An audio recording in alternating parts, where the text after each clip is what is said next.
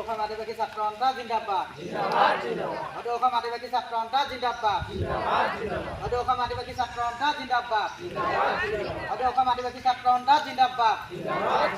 আশা long live, আশা long live, আশা long live.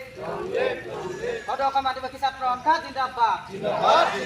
আশা জিন্দাবাদ, আশা জিন্দাবাদ, আশা জিন্দাবাদ। জাস্টিস লাগা আমার রাহে, জাস্টিস লাগা আমার রাহে, জাস্টিস লাগা আমার রাহে, জাস্টিস লাগা আমার রাহে, প্রদীপ নাগ আমার রাহে, প্রদীপ নাগ আমার রাহে। হয়, আজি আমাৰ এই আশা শিৱসাগৰ জিলা সমিতিৰ উদ্যোগত যি আমি 29তম প্ৰতিষ্ঠা দিৱস আজি আয়োজন কৰিলোঁ লক্ষ্মীজান চাহ বাগিচাত।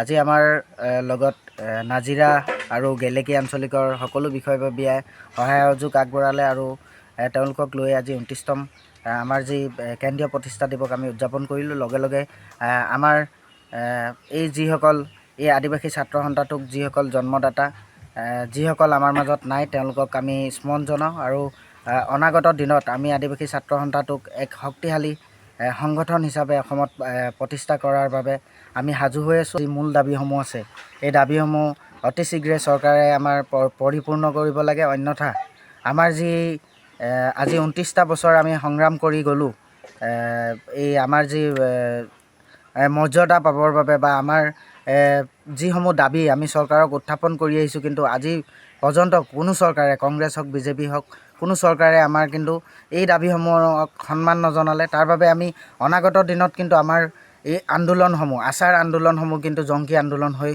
জংকী আন্দোলন হিচাপে গঢ়ি তুলিব। গতিকে আপোনালোকে এইসমূহ এটা পৰিস্থিতিত নোযোৱাৰ আগতে আপোনালোকে আমাৰ যি জনজাতিকৰণৰ মৰ্যাদা আপোনালোকে প্ৰদান কৰক। লগে লগে আমাৰ চাহ শ্ৰমিকৰ যি দৈনিক মজুৰি, এই দৈনিক মজুৰি আপোনালোকে 551 টকালৈ বৃদ্ধি কৰক। আৰু আপোনালোকৰ আমাৰ যি বাগানত বসবাস কৰা আমাৰ এই চাহ শ্ৰমিকসমূহ সকল আছে, তেওঁলোকৰ যিসকল মাটিত তেওঁলোকে বসবাস কৰি আছে, এই মাটিসমূহ ম্যাদী পট্টা দিয়াৰ বাবে আপোনালোকে ব্যৱস্থা কৰক। অন্যথা কিন্তু আশাই হাত সাৱটি বহি নাথাকে। এই কথা আজি আপোনালোকক এই মঞ্চৰ দ্বাৰাই দাবী জনালোঁ। ধন্যবাদ।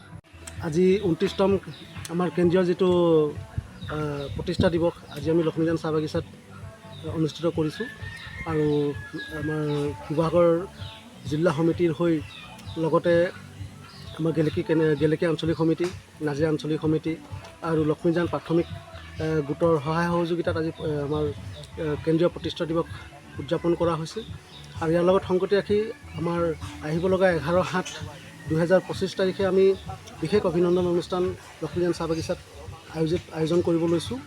আৰু আশা ৰাখিছোঁ এই সংবাদ মাধ্যমৰ যোগেদি আপোনালোকক নিমন্ত্ৰণো আগবঢ়াইছোঁ যে সকলোৱে সহায় সহযোগিতা আৰু সুদিহা পৰামৰ্শ আগবঢ়াব বুলি একান্তই কামনা কৰিছোঁ। ধন্যবাদ।